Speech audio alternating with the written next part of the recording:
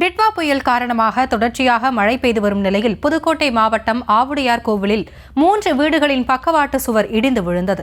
இதுகுறித்த விவரங்களோடு இணைகிறார் நம்முடைய செய்தியாளர் பாக்யராஜ்.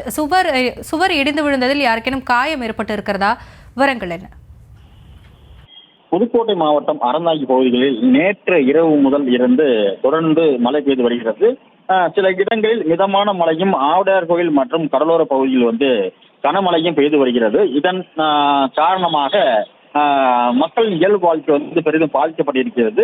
இந்த நிலையில் தான் புதுக்கோட்டை மாவட்டத்தில் தொடர்ந்து பெய்து வரும் மழையின் காரணமாக 3 வீடுகளின் பக்கவாட்டு சுவர் இடிந்து விழுந்துள்ளது.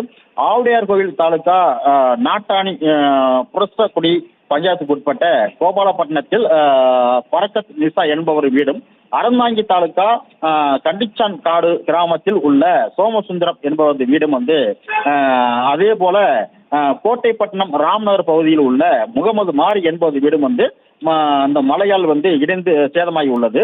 வீட்டில் இருந்தவர்கள் அதிர்ஷ்டமாக உயிர் தப்பியிருக்கிறார்கள். இதில் யாருக்கும் காயம் ஏற்படவில்லை.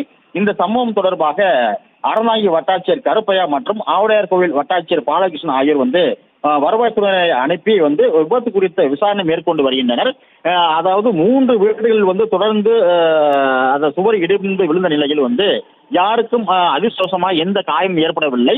இதனால பெரும் பாதிப்பு எதுவும் நிகழாத வண்ணத்தில் அந்த விபத்துக்கான காரணம் குறித்து விசாரணை மேற்கொள்ளப்பட்டு வருகிறது.